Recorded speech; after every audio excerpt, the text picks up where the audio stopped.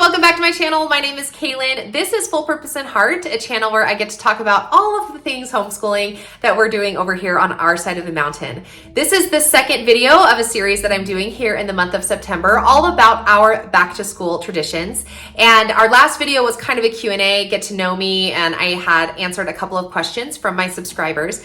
And today's video is going to be how I plan our school year. How are the days going to flow? How do I put it all together? And specifically, how do I put all of those plans into my homeschool planner? So I'm just going to walk through that with you today, hopefully give you some ideas or inspiration on how you can move forward in planning your own homeschool year. So let's go ahead and get started.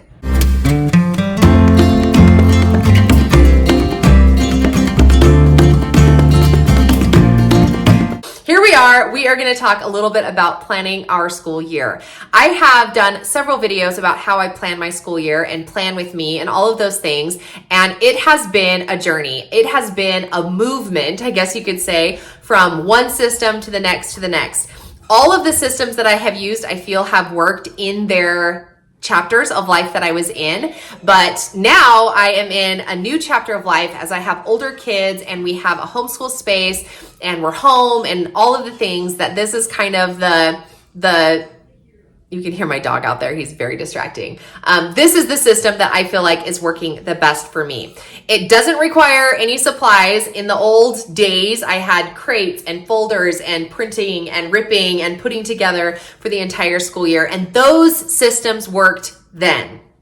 This is the system that I do now. So this is the only thing that I use. It is a homeschool planner. You can get your planner wherever you like to get your planners. Mine is an undated planner. I choose an undated, it's mine. I made it. I don't know why I'm saying I choose. I made an undated planner because you just never know. Like, things come up or you miss school or you skip a week or you get sick and so you're down for the count. And I didn't want to have a bunch of pages that were blank because I'm like, oh, well, we stopped school on November 11th and now it's November 23rd. So let's pick up again. So mine is an undated planner. The second thing that I like to do when I'm planning my stuff is to have all of my curriculum picked. So let's start there. When I'm picking curriculum, I start probably much the same as you with a blank piece of paper and my computer and YouTube. And I just start watching YouTube videos like a junkie. And I see all of the curriculum choice videos that the algorithm will throw in front of my face. I will watch. I always change the settings so that it plays at double time, double speed or whatever, so that I can get through more. And sometimes I won't listen to the entire description of a curriculum that I may not be interested in or I already know about or anything like that. But that is kind of where I start. And then I just listen to the Holy Spirit and write down stuff, everything that feels like it is a good fit for us. So that is where I start. Now, the rest of this video, I am going to just use my planner. I am going to show you how I plan our school year using my planner. I have this available on Teachers Pay Teachers. There's a bunch of different options when it comes to the design, the color, the whatever. Like, I have a bunch of different covers that you can do. You can even like switch your covers, which I think I might do this year, given the season or the feeling of your vibe. But anyway, I'm just going to go through this and tell you how I plan it. So step one is picking my curriculum, but then we're going to go from there. So I start with my year at a glance, and I put this at the front of the cover. Not that I use it every day, but it just is a good indication or beginning of like, okay, how many days in each month are we going to be doing school? What days are we going to be out of town or have a holiday or a break or a field trip or whatever? So that's kind of where I start. And you can see I've started putting some lines through here, just kind of depending on when we have fall break or when the co-op. I think I've only done these 2 months. I haven't even done the whole year because I'm like, I'm not ready to commit. So anyway, then the second page is where I spend a lot of time in the beginning of my planning. I put my scope and sequence in the second page of my planner because when I'm planning my school year, I want to make sure that I'm getting everything that I need to. So on this side, this is my curriculum map. On the bottom, I've listed each of my kids. And so in their boxes, I put what they are doing that's grade specific to them. Are there specific books that I want them to read? What curriculum are they going to do? So that's where, if you've watched my curriculum pick videos, then you already know, but That's where I put what language arts program my son's gonna do, grammar, math program, and then I put on here some personal development books that I want to read with him because he's 12. So for example, one of the books, which I haven't purchased them yet, but I want to do seven habits of highly effective teens. Okay. Then for my daughter, I wrote down what's her language program going to be? What math is she going to do? What things do I want to get for her? And then likewise for my son. Okay, then in these top 8 boxes, these are subject specific. And as I'm like taking that giant piece of paper that I wrote all of the ideas down on that everybody on the internet is doing, I will go through, and as I edit that down, when I pick what I want to do, that's where I put it on here. So my loops, I put my jumpstart loops are all written down here. This helps me when I'm planning so that I can just glance at it and be like, okay, what are the loops that we need to get to, or what are we doing next? Okay, I have my science here. I haven't written them on here yet, but I need to. What units in my science? What's the flow of that? Read alouds. What read alouds do I want to do with my kids this year over the course of the entire school year?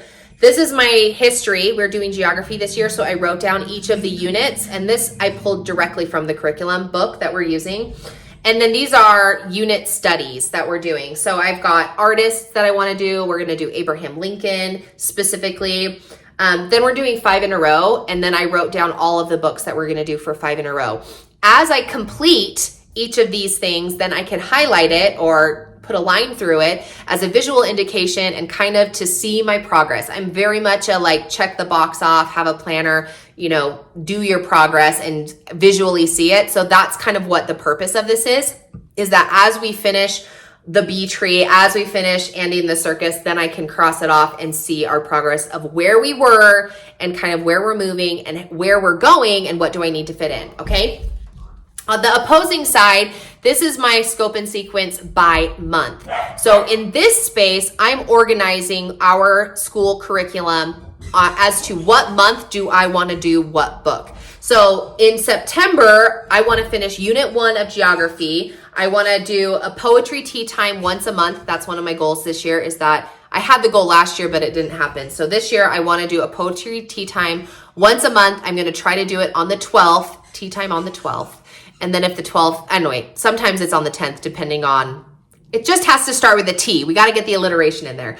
Anyway, I have read aloud. What read aloud are we going to do together? Which I have had a couple of options, but I think it's going to be Lions in the Barn, maybe. And then there's another one called Spin. I think we're going to actually maybe read Spin. I haven't decided. Anyway, okay, so that's that. I also put up in the corner how many school days I want to do in September. And then I will also write down here, like which of our 5 in a row that we're going to do. So that's what this is for. And then as I organize the entire school year, then I will know, okay, well, I had 6 read alouds that I wanted to read. Where do they fit in my school year? That way, if I'm not doing it in the month of September, then I'm like, okay, cool. I don't have to worry about it because it's not scheduled till January. And if January comes and goes and I haven't done it, then it's like, okay, well, the next one on the list, let's do that one. So that's the purpose of this scope and sequence versus this scope and sequence. They're kind of a brain dump option where I can really plan out everything, okay? Now, before we get to the next page, I'm gonna show you, this is another quick cheat sheet that I have at the back of my planner, and these contain all of my loops. So as I'm gonna show you the next phase of my planning is as I'm filling in my calendars, this is a quick guide that I can turn to. So here are my jumpstart loops as I put the kids' jumpstart slides up on the TV. If any of these words don't make sense to you and you're like, what is she talking about jumpstart slides? You do need to go back and watch my curriculum pick videos. The family school one will talk about our jumpstart slides. And then the kids curriculum videos, whether it's 2nd, 4th, or 7th grade, then you'll know what I'm talking about for that. So anyway, so these are my jumpstart slides. So as I'm building those slides at the end of the week for the next week, then I'll just be able to loop them all together and fill in those slides as needed. These are our family loops. Again, as I'm filling out my planner, then I can be like, gee, what are we gonna do? What haven't we done in a long time? I'm bored with this. Let's do something different. Then I have my loops here that we can go to. And then these are some loops when we're studying our scriptures. just a different approach to a devotional time for that. So that's how I've kind of like set myself up so that when I go to start planning, then my brain doesn't have to start at ground zero. Okay, the next page, then we go to our monthly pages. So all of my months have a tab. As you can see, I've got the tabs here, and they all have a monthly goals cover page before we actually get into the weekly spreads. My goals cover page is where I am going to think about at the beginning of every month what it is I want to accomplish. I did not do this last year, and last year was fine, but I just feel like being more intentional will help me feel like I really was 100% committed to having a good intentional school year. So I've divided this page up. Again, this is a part of the download when you get it on my Teachers Pay Teacher shop. It comes with all kinds of boxes. These boxes are blank, so you can fill them however you want. This is an actual column or a one row, but I made it into little columns. This is a box and this is a box, okay? So this one is focus. What are you focusing on during this month?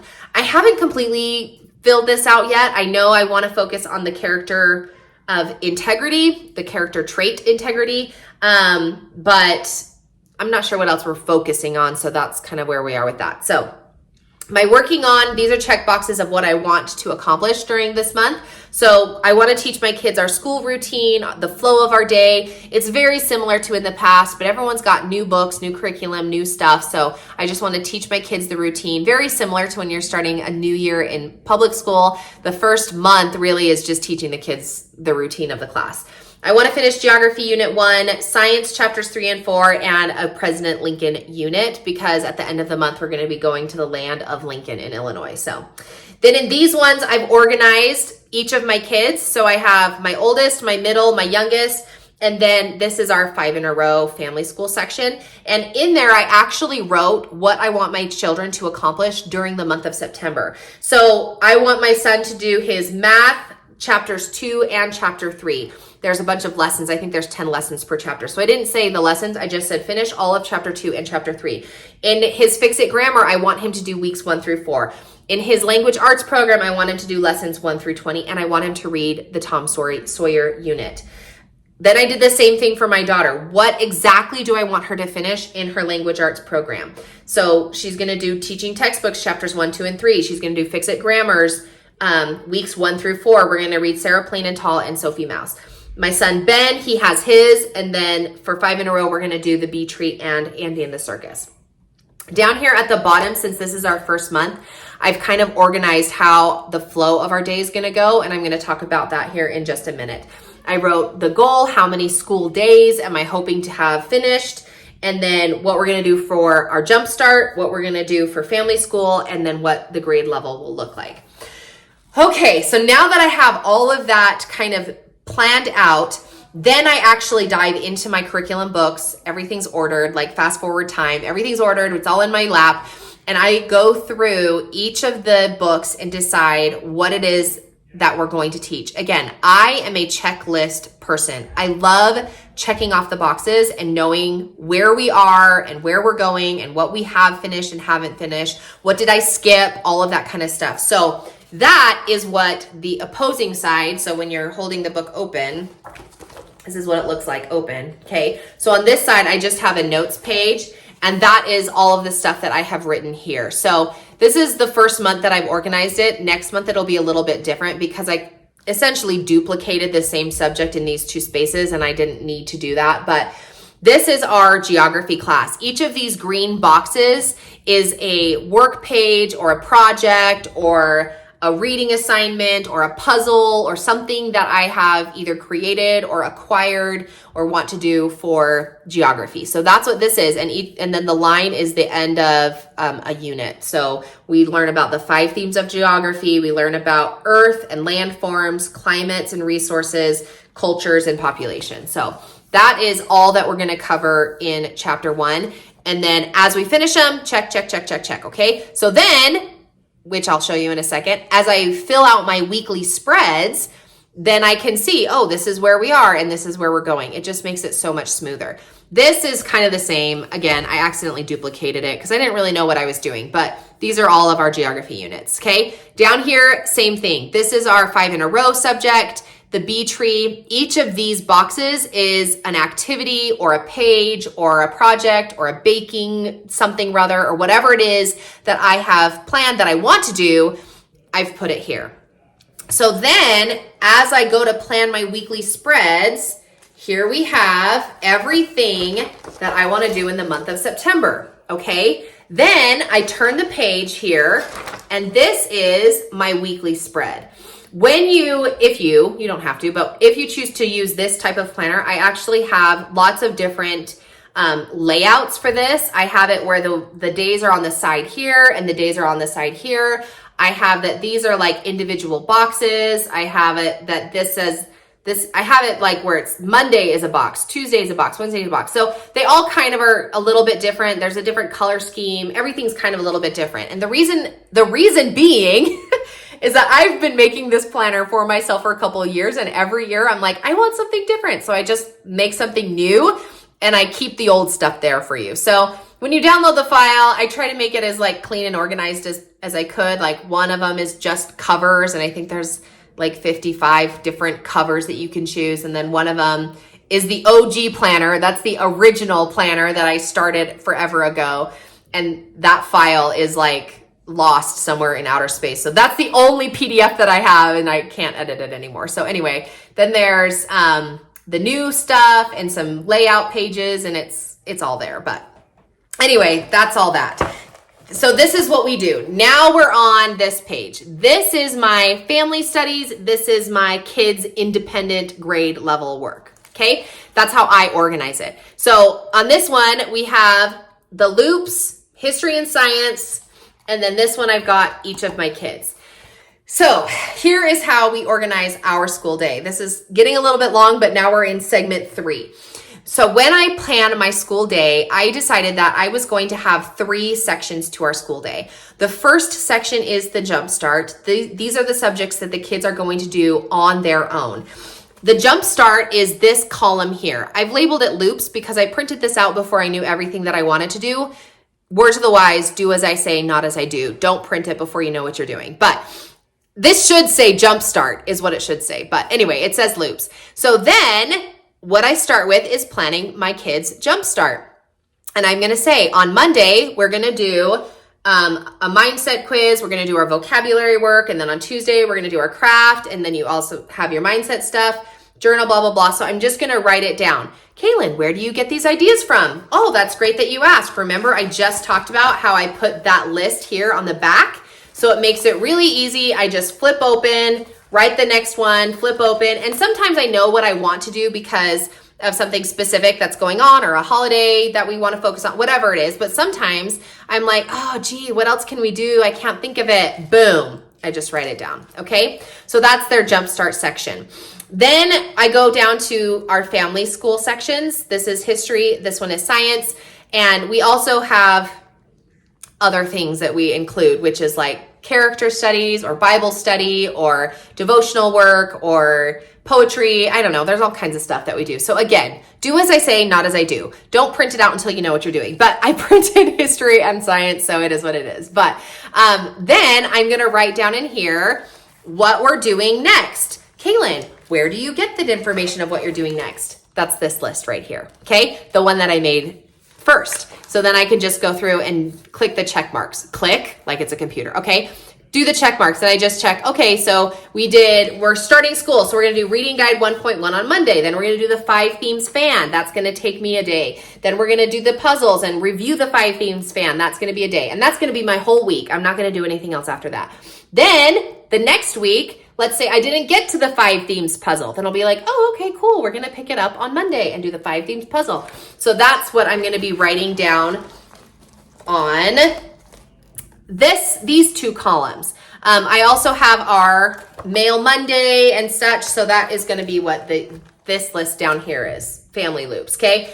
We have art class. I have subscribed to an online art thing. So we'll do that. Characters, Mail Monday, emotions, games. I've ordered a bunch of games. So maybe we'll just play games for family school one day. I have a bunch of flashcards and all that kind of stuff. So again, filling in the loops or the rotations in these 2 columns so that we can get family school and make it fun and exciting. Our family school typically can be anywhere between 30 minutes to an hour is kind of where we are with that. So Jumpstart is before I start our school day. That's usually about 15-ish minutes. Then we have family school, which is roughly an hour. And then they have their grade level work again, roughly an hour. And that is where this comes in. So their grade level work is going to be, I will just write on here what lesson number they should be doing or what activity or whatever it is that they should be on for their math, their English, what book they're reading for their reading assignment. And then if there's something extra, then I'll throw that in there. Originally, I was going to have my 7th grader do Spanish this year. So I printed this whole thing out and wrote Spanish on all of the lines. And now I've decided to postpone Spanish until 8th grade. So you can't win them all, but that's what this is for. And then again, as we start our school days, when the assignments are finished, I will highlight as they are finished. I only plan 1 week at a time, because when the week is over, then it will usually be on Friday, sometimes Saturday or Sunday. Then I'll turn the page and I can say, okay, what did we not do? Let's write those things in as well. So that's what these next few pages are.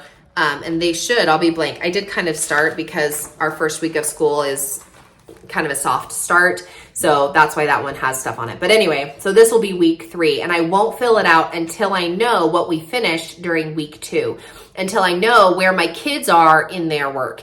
Are they skipping lessons, which happens occasionally, where it's like, gee, why are you only on lesson 7 when you should be on lesson 9 today? Like, let's catch up, or let's figure out if the lessons are too hard or if they're too easy. Sometimes I've noticed that too. If the lessons are too easy or too repetitive, then the kids just don't want to do the work very well because they're like, oh, I already know this stuff. So anyway, so that, my friends, is how I plan our school year and days and flow and all of the things.